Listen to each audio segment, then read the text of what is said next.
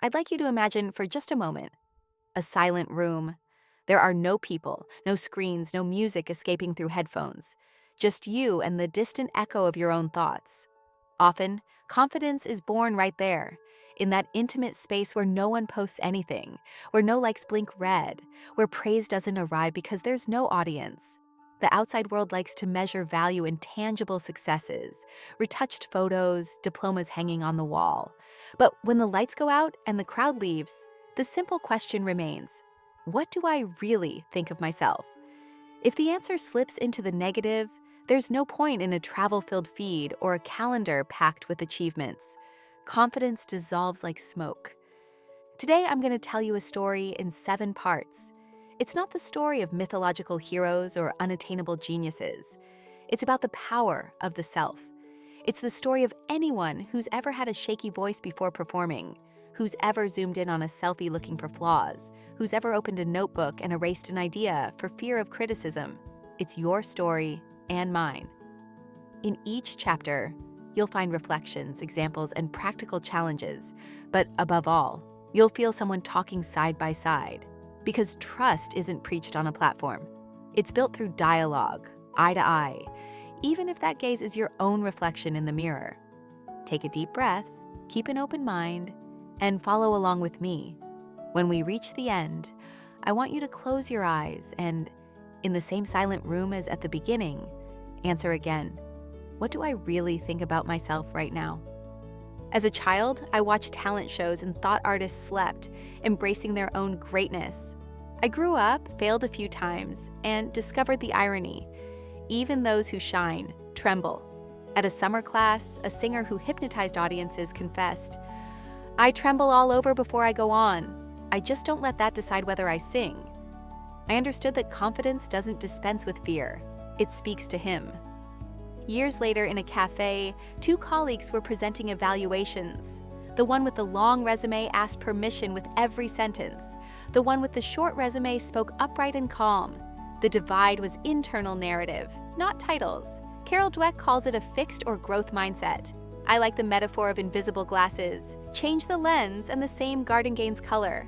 Compliments and microaggressions become particles in this lens.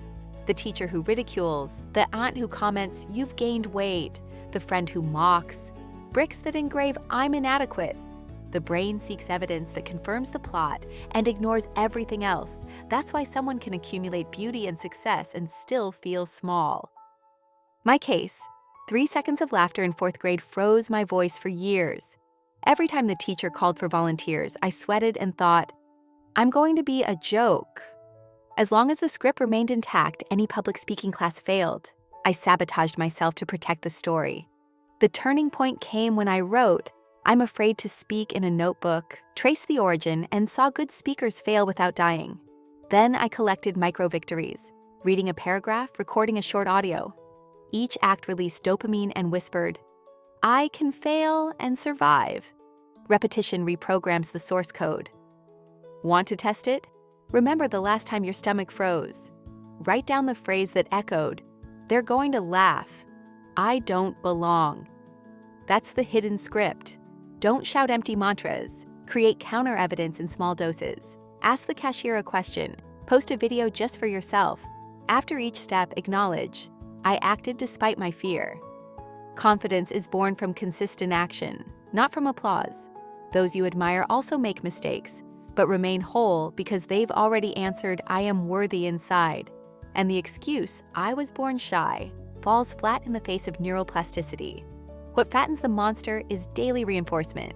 Change the menu. It slims down. I use a thermometer triad when brushing my teeth. Competence. What did I do yesterday that proves ability? Value. What trait of mine matters? Belonging. How do I contribute without nullifying myself? Quick responses release dopamine, serotonin, oxytocin. 365 repetitions make trust habitual. If the wound is deep, therapy is mental training, not weakness. Now visualize a bridge over a murky river. On one side, you who depend on validation. On the other, you who act out of conviction. Each no to an empty invitation. Each morning on time. Each email sent solidifies the structure. One day, looking back will seem impossible. The journey happened. Breathe. Write down the script you discovered today.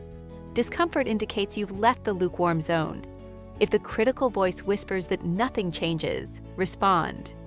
Yes, it does. It's starting now. In the next chapter, we'll debunk the fake it till you make it myth and show how body, relationships, and inner core support the tripod of self-confidence. Until then, keep your notebook nearby. New glasses need sketches before they become vision. Did the journey from the silent room to the confidence bridge resonate with you? Smash the like button and hit subscribe to join us for the next chapters. I worked in a glass building where everyone saw their own image all day long, a perfect metaphor for a culture obsessed with appearance. 2 toxic myths circulated there. Myth 1, fake it till you make it. Shy colleagues bought flashy suits and copied YouTubers' motivational gestures. It worked until the script got out of hand and the fear returned. Even greater, fearing exposure. Myth 2, relying on other people's feeds as a guide. At lunchtime, all it took was scrolling through photos of luxury vacations for someone to sigh. That person has no insecurities. Nothing could be further from the truth. The feed shows edited seconds, not the family fight or the overdue bill. Comparing yourself to digital shop windows is like racing against holograms. To escape, I see confidence as a tripod. If one leg is missing, the image trembles. 1. Physical confidence, intimacy with one's own body. Tired of my hunched posture, I started walking 15 minutes a day. Cold air, steady heartbeat, no posts. Within 3 months, my voice projected better in meetings. The body is the mind's stage. When it feels cared for, it sends a signal of solid ground to the head. 2. Social confidence, dignity that doesn't waver with external approval. I remember the brilliant Luciana, who stuttered when the director arrived. Over coffee, she said, "I imagine he evaluates every word." I suggested the hypothesis that the director only thought about lunch. She laughed. 2 weeks later, she presented data without stumbling. She discovered that 90% of the judgments we feel are projections of our own insecurity. 3. Authentic confidence, a secret pact between you and the mirror.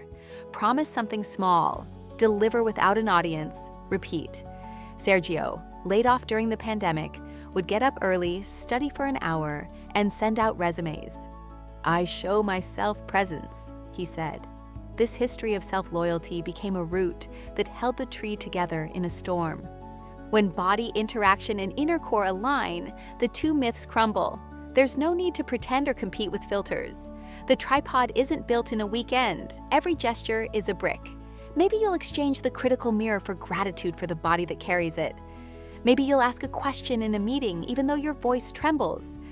Maybe you'll write a simple promise today, pin it to your headboard, and keep it in silence tomorrow. This internal applause, repeated, rings louder than any like.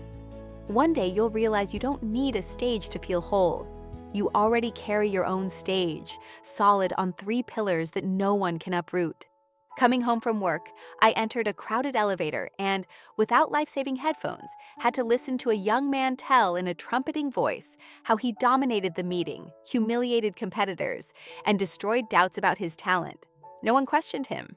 Some feigned attention, others checked their phones. When the doors opened, he walked out as if the hallway were a red carpet. I spent the drive home wondering, was that confidence or just noise covering a void? I realized then how thin and essential the line is that separates genuine confidence from disguised arrogance, opposing sources. True confidence springs from within, a silent spring that needs no spotlight. Arrogance is a punctured balloon. It constantly craves outside air to keep from deflating. That's why it speaks loudly, corrects others' details, laughs loudly to keep the audience engaged. It fears that silence will reveal the insecurity it tries to deny. A confident person not only tolerates, but also appreciates silence. It proves they don't need constant applause to breathe. Example of lightness. I remember Sophia, a visual artist I met at a seminar. Her works were in renowned galleries, but at the cafe, she listened to beginners with sincere curiosity, asked questions, and offered precise praise. When someone mentioned awards, She thanked them with a restrained smile and returned to the group conversation. Afterwards, she confided, "I spent years trying to prove my worth. It was exhausting. Now I know that art speaks for itself." While the elevator man collected witnesses to boost his ego, Sophia nurtured real exchanges because hers was no longer hungry. How each person deals with failures. Confidence admits mistakes, learns, and moves on. Tiago, a project colleague, presented incorrect data, admitted the error, and promised to correct it within 24 hours, a gesture that generated immediate respect. Arrogance outsources blame. I've seen managers blame the team, invent lost emails, and hastily change numbers. The mask may deceive for a while, but sooner or later it falls, leaving the arrogant person isolated and feared, never admired. The crossed applause test. When a colleague is promoted, do you celebrate or feel a pang of jealousy? Confidence celebrates other people's victories because it doesn't see them as a threat. Arrogance needs to diminish the achievement to feel secure. This internal thermometer reveals which side of the line you live on. Practices for staying calm. Listen more than you talk about yourself. Before parading titles, ask if they add anything or just protect your vanity. Give thanks without excuses. A simple thank you to a compliment is enough. Adding "I bought it on sale" betrays discomfort with your own merit. Communicate with your mistakes. Write them down, reflect, and adjust. No fanfare or self-flagellation. Making mistakes in public and not falling apart is a hallmark of true confidence. Distinct sense. From afar, confidence and arrogance may wear similar clothes, but those who live with them smell different scents. The former exudes a constant calm, the latter, anxiety masked by loud laughter. May our internal elevator transport comfortable silences, not compulsive speeches, for when the door opens, it will be clear, to us and to the world, which side of the border we choose to remain on. Your turn. Which pillar of confidence, physical, social, or authentic, do you want to strengthen first? Drop your answer in the comments. I remember being a boy and shamelessly making faces at my reflection in the lake. At some point, that joy transformed into a cruel scanning of imperfections. All it took was a classmate pointing out a pimple on my chin for me to struggle with the mirror for years. As an adult, I realized that war was not about the image entered, but against the mental filter I myself wore upon waking. I began to notice the toxic ritual. Before even going to the bathroom, I'd scroll through my feed, seeing ripped abs, poreless faces, and fantasy workout routines. I'd finish scrolling with the feeling that something was missing. I decided to break this cycle for 7 days. Upon waking, no social media. Instead, I sat in bed and quietly thanked every part of my body that cooperated to keep me alive. Feet, lungs, hands. It was embarrassing at first, but by the 4th day, the reflex seemed less hostile. My skin still had pimples and dark circles, but words like flaw gave way to story. Each mark told of struggles, not failures. Defeating the internal filter isn't enough. The body demands action. I'd been paying for gym memberships for years without achieving regularity. I feared appearing inept compared to the veterans. The turning point came when I downloaded the Trainwell app. 2 30-minute sessions a week at home with a remote coach. Each time I completed them, I received a notification. Commitment fulfilled. It wasn't empty praise. It was proof. 3 months later, I climbed 2 flights of stairs without panting and realized that my mind celebrated more than my muscles. Even so, a single negative thought is like dark ink in a glass of water. Just 1 drop a day is enough to cloud everything. So I created a reversal protocol. When my mirror whispered huge nose, I immediately responded, nose that guarantees my breathing. Psychologists call this cognitive interruption. I just know it works. After 4 weeks, the insult appeared less and less. The old track was rusting. There's also the spiritual angle. I grew up hearing that every body is God's work, but I only understood the weight of that phrase when I connected spirituality to the neuroscience of gratitude. Seeing myself as intentional art, I felt reverent respect. Caring for my body ceased to be vanity and became gratitude. When aesthetic motivation fails, this higher purpose sustains discipline. Today, Standing in the mirror, I still see pimples and scars, but I find the calm breathing of someone who knows that value doesn't fit in pixels or centimeters. Swap a minute of online comparison for a minute of stretching. Post an unfiltered photo and resist the urge to ask for opinions.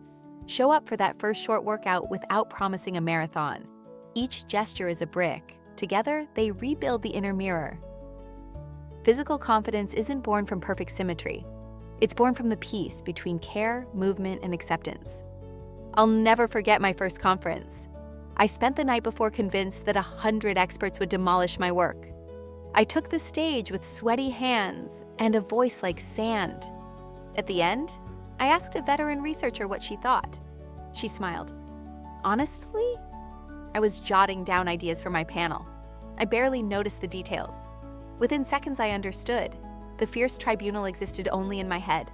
Social trust arises when we realize that 90% of trials are films projected by our anxious minds. Each person carries their own story, bills, back pain, pending messages, and pays far less attention to our flaws than we imagine. When this takes hold, a delightful freedom emerges, that of living without begging for applause. But freedom isn't arrogant indifference. It's a calm presence, fueled by 3 habits. 1. Open posture, shoulders back, chin parallel to the floor, gaze meeting gaze. It sounds like etiquette, but an upright posture sends a safety signal to the brain, releases some testosterone, and reduces cortisol. The body speaks before words. Those who naturally occupy space say, "I'm fine here," and, without realizing it, invite others to relax. 2. Supportive language. "Sorry to bother you" sounds like a secret request for permission to exist. Replace it with "Thank you for your time" and feel the difference. In the elevator, I press the wrong button. Instead of apologizing, I thank my colleague for correcting it. He smiled, and my tension melted away. Words shape perception. Small exchanges build the identity of those who don't minimize themselves. 3. Less seeking immediate validation. When choosing an outfit, ask first, "Do I like it?" If the answer is yes, leave without posting a poll. Have an idea at the meeting? Share it before gauging popularity behind the scenes. This training teaches the brain to use its own judgment as a primary reference. Feedback remains useful, but it ceases to be oxygen. Those who breathe independently don't suffocate without praise. Perhaps you fear appearing cold by adopting a healthy whatever. Remember, social confidence dispenses with emotional begging, not empathy. You remain kind, curious, open to criticism, but your dignity doesn't waver with other people's moods. Delicious irony. This solidity magnetizes. People relax around those who don't beg for approval and end up offering spontaneous respect. Today, when I enter an auditorium, I remember the distracted researcher. Half are reviewing slides, the other thinking about lunch. I smile, straighten my spine, and begin. If criticism comes, it's a given. If praise comes, a bonus. Between the two, I remain whole, because the inner stage, this one, is always lit for me. In the basement of an old library near my house, there's a carpentry workshop accessible to anyone who can stand the smell of sawdust. On a rainy Saturday, I signed up for a course to restore a chair. In the very first class, the instructor said, "Don't start sanding until you're going to finish. Wood feels neglected." I laughed, thinking it was theater, until I saw warped pieces from people who gave up halfway through. I left there understanding that this chair is confidence. Either you finish it, or it slowly rots. Authentic confidence is born from a silent pact between you and yourself, forged in 3 simple verbs: promise, fulfill, forgive. Promise something small.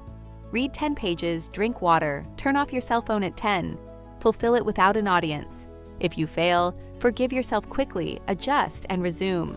Each cycle closes a ring of psychological safety. I can count on myself.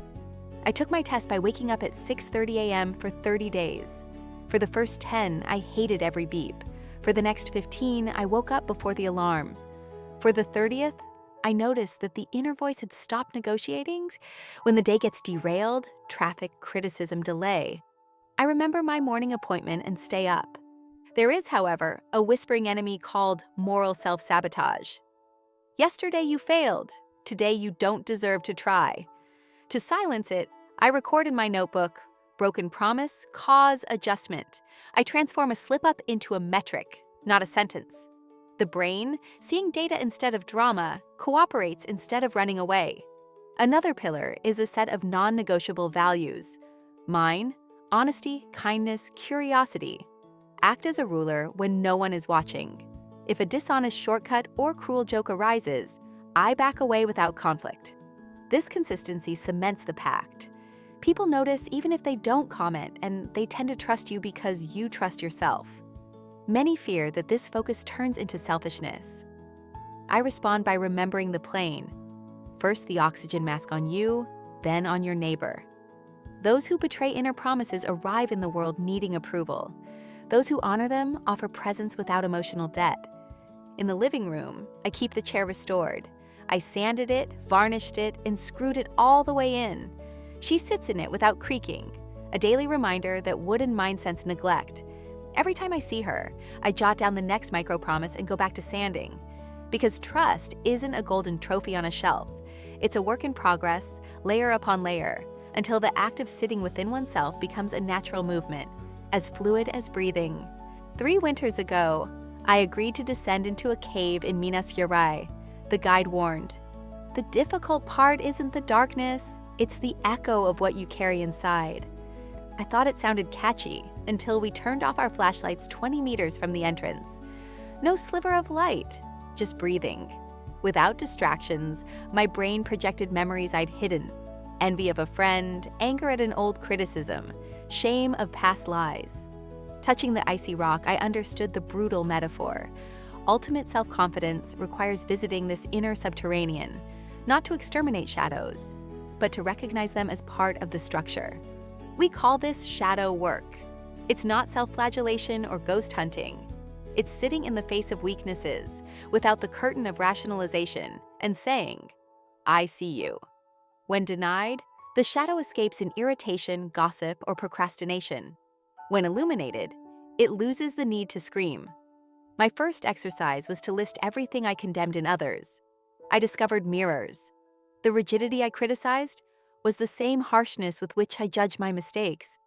The vanity of others that irritated me betrayed hidden pride. I stopped pointing fingers and began to talk to these traits as I would a stubborn child, firmly, but without hatred. Then I took baby steps toward fear. Did I envy brilliant lectures? I signed up to speak for 5 minutes in a small group. Was I mortified of my accent? I recorded a daily audio recording and listened to it uncensored. Whenever discomfort crept in, I repeated, "Feeling isn't danger, it's expansion." The brain, curious, quickly learns that bearable tension precedes tangible growth. None of this works without the cement of self-compassion. For years, I confused self-demand with discipline. I discovered that internal whipping only produces tired, obedient people. Today, I apply the 3 R's rule. Acknowledge the mistake, repair if possible, get back on track. No cruel adjectives, no soap operas. This way, the cycle of improvement rotates continuously, far from the guilt-euphoria pendulum. The secret is to think long-term. The cave remains, the shadow integrates. You learn to feel envy without letting it direct you, to notice laziness without labeling yourself a failure, to accept that courage and fear share the same heart. Then a serene confidence emerges, the certainty that nothing in you is so monstrous that it cannot be embraced and trained. When I emerged, the sun seemed brighter, not because the cave disappeared, but because I now carried my own light to revisit it whenever I wanted. That's what I desire after these 7 chapters, an internal lamp that dispenses applause, filters, or masks. May future stumbles serve only as a reminder that the journey continues, not as proof of inadequacy. Real confidence isn't a smooth wall. It's a well-marked path that crosses light and shadows to a place of its own, where even darkness becomes a guide. You've just completed a journey that began in a quiet room and descended into the deepest caverns of your own being. If these reflections planted even a seed of courage, take it with you on your next steps. The small yes to the challenge, the no that protects your values, the silence where you rediscover yourself. May each video here be a lamplight for your path, discreet, constant, transformative. Did you enjoy the journey? Then click subscribe and join us on our next discoveries.